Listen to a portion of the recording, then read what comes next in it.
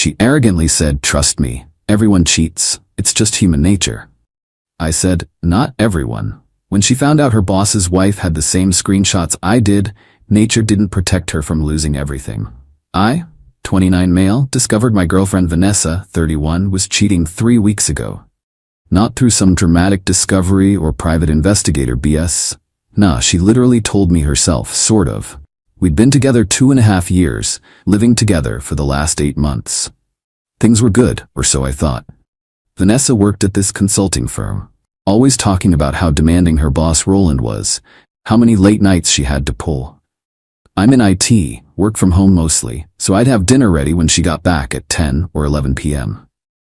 The confession came during a weird philosophical discussion over drinks one Friday. We were talking about some celebrity cheating scandal, and Vanessa got weirdly defensive. "People act so shocked," she said, swirling her wine, "like they're all saints. Trust me, everyone cheats, it's just human nature." "That's pretty cynical," I said. She laughed. "It's realistic. Monogamy isn't natural. We just pretend it is because society says so. Every single person I know has either cheated or been cheated on. Most just lie about it. I haven't cheated." She gave me this look. This condescending, almost pitying look. "Yet, you haven't cheated yet. Give it time. When the opportunity presents itself, when the excitement of us wears off, you will. Everyone does." "That's a pretty convenient philosophy for someone who's cheating," I said, half joking. She didn't laugh, just took another sip of wine. "I'm not saying I am. I'm saying if I was, it wouldn't be this moral catastrophe everyone pretends it is. It would just be human." Something in her tone made my stomach drop. The way she said it, too casual. Too prepared. "Vanessa, are you cheating on me?" She set down her glass, looked me straight in the eye. "Define cheating. Are you sleeping with someone else?" Long pause. "Then it's not that simple." My hands were surprisingly steady. "Then make it simple." She sighed like I was a child asking why the sky was blue. "Fine. Yes, I'm involved with someone, but it's not what you think. It's not about you or us. It's just biology, chemistry. It doesn't mean anything. Who? Does it matter?" "Who, Vanessa?" Another sigh. "Roland.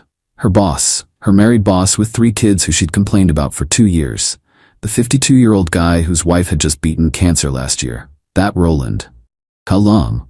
8 months. 8 months, the entire time we'd been living together. Every late night at the office. Every weekend crisis. Every time I'd had dinner waiting. The craziest part?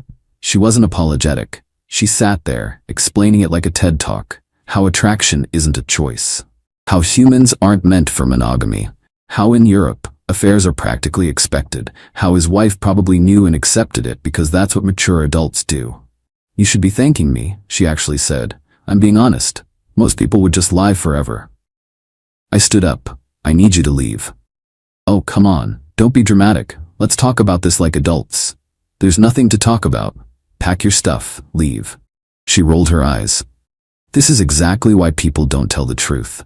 You're proving my point. If everyone just accepted that monogamy is a social construct. Vanessa, get out."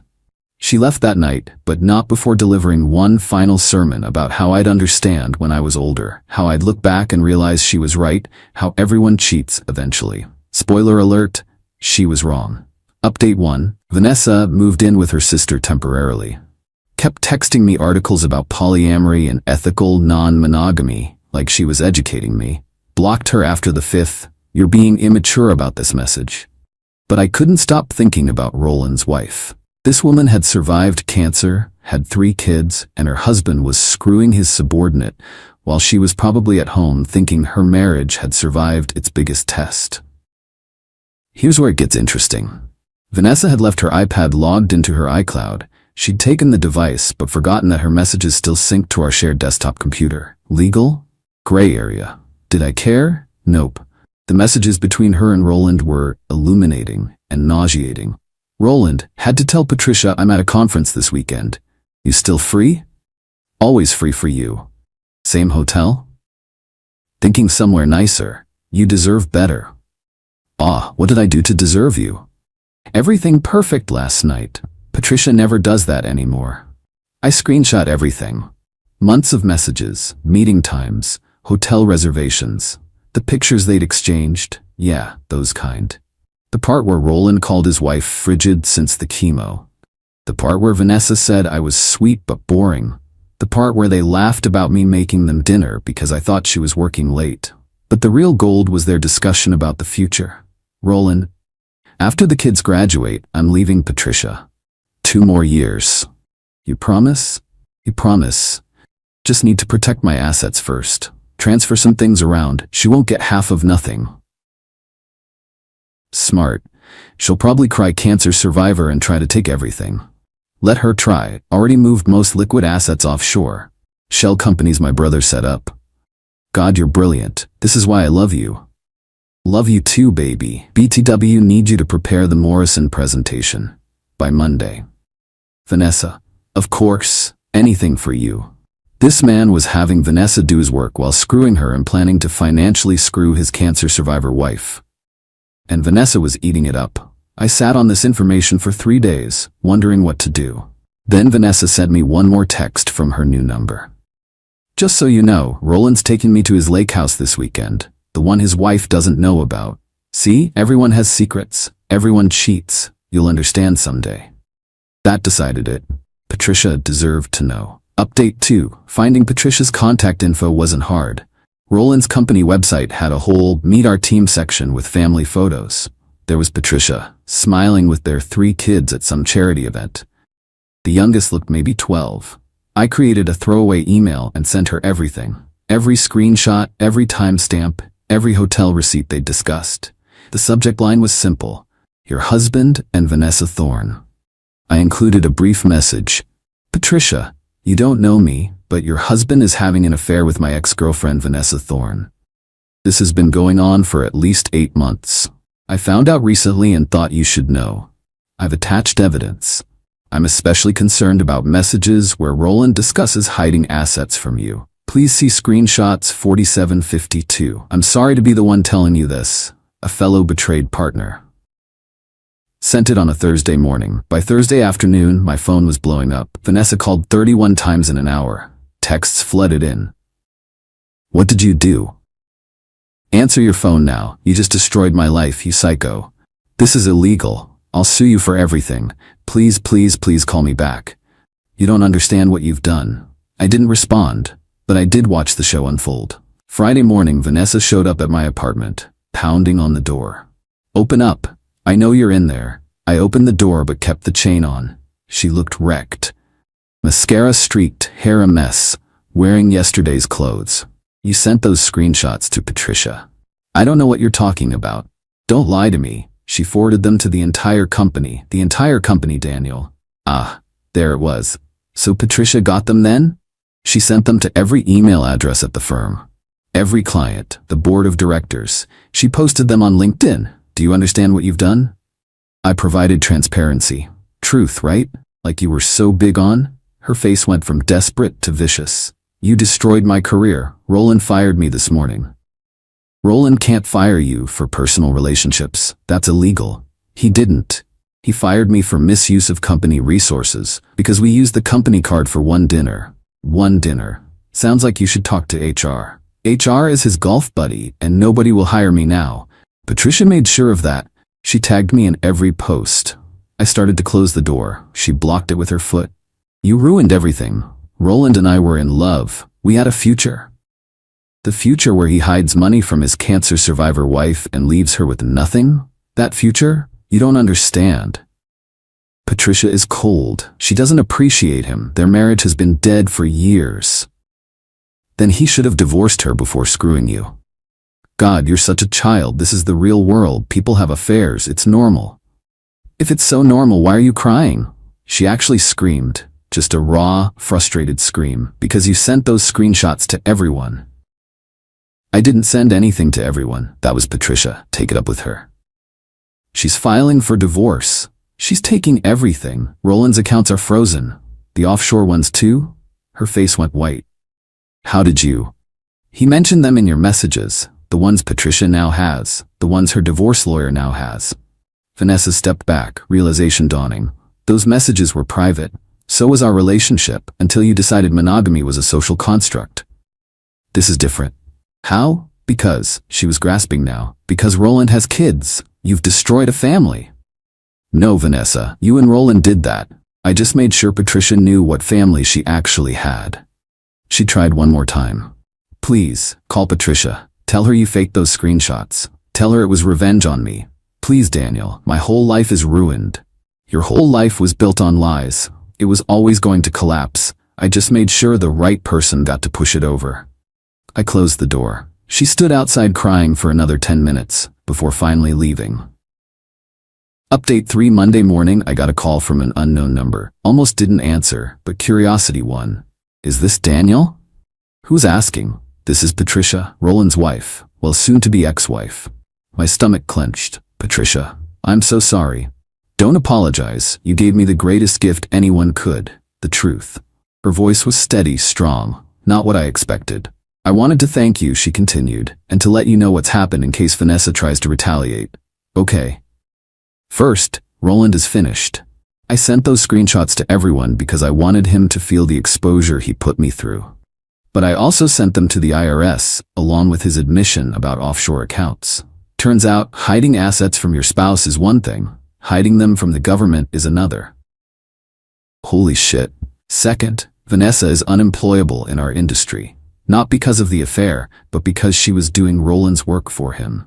That Morrison presentation she mentioned, she signed it as her own work, then Roland presented it to the board as his. That's fraud. The company is investigating everything Roland touched, including her. I didn't know. Third, my lawyer found 8 other women. 8, over the past 10 years. Your Vanessa wasn't special. She was just the current model. Each one was promised he'd leave me. Each one did his work for him. Each one got discarded when someone younger came along. Jesus. The best part? I knew about 3 of them. I stayed because of the kids, because of the cancer, because I thought it was better than being alone. But seeing those messages, seeing how they laughed at me, at you, I realized being alone is better than being disrespected. How are your kids? Angry, confused, but they'll be okay. Better to have one honest parent than 2 lying ones. There was a pause. I wanted to ask you something, she said. Vanessa claimed you hacked her accounts, that you violated her privacy. Is that true? She left her iPad logged into a shared computer. I didn't hack anything. Good, because she's threatening to sue you. But it's hard to sue for privacy violation when you were conducting your affair on devices and accounts you willingly shared. My lawyer says she has no case. That's a relief. Daniel, can I give you some advice? Sure. Don't let her back in. She'll try. When the dust settles and she realizes Roland won't save her, she'll come back with apologies and promises. Don't fall for it. I won't. Good. Oh, and Daniel, you were right. Not everyone cheats. Some of us have integrity. It's just that people like Vanessa and Roland convince themselves everyone is as morally bankrupt as they are. Makes them feel better about their choices. After we hung up, I felt lighter somehow. Final update. It's been 2 months now. Here's where everyone ended up. Roland got arrested last week. Tax evasion, it turns out, is still a federal crime. The IRS found nearly $2 million in unreported income across his shell companies. Patricia's divorce lawyer worked with forensic accountants who traced everything. He's looking at actual prison time. Patricia got the house, the legitimate assets, and full custody. She also got a book deal. Yeah, apparently, How My Husband's Mistress's Boyfriend Saved My Life is something publishers want. Good for her. Vanessa tried to sue me for emotional distress and invasion of privacy. Her lawyer dropped the case when he saw the evidence. Hard to claim invasion of privacy when you're sending messages on a shared device about committing fraud. She moved back to her hometown last month. Heard through mutual friends she's working at her dad's hardware store. Deleted all her social media after someone created a Vanessa Thorne home wrecker page. Wasn't me, but wasn't sad about it either. She sent me one last email before leaving. Daniel, I know you hate me, but I wanted you to know you were wrong. Not everyone cheats, fine, but everyone lies. Everyone betrays, everyone disappoints. You'll see.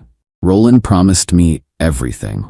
I gave up 2 years for him. Did his work, kept his secrets, believed his promises. And what did I get? Nothing. You think you won, but you didn't. We all lost. Patricia lost her marriage, the kids lost their father, Roland lost his freedom, I lost my career, And you lost the ability to trust. You'll question every late night, every text, every smile from every woman you date forever. That's what the truth costs. Hope it was worth it. She's wrong though. I haven't lost the ability to trust. I've gained the ability to recognize people who aren't worthy of it. Started dating someone new last week. Her name's Amy, she's a nurse, and the first thing she said when I told her this story was, "Good for Patricia, and good for you." When I asked her thoughts on monogamy being a social construct, she laughed. So is wearing clothes, but I'm not showing up to work naked. I think I'll be okay. The funny thing is, Vanessa was partially right about one thing. Everyone does have secrets, but she was wrong about what that means. Having secrets doesn't mean everyone's a cheater. Roland's secret was that he was a serial cheater and tax evader.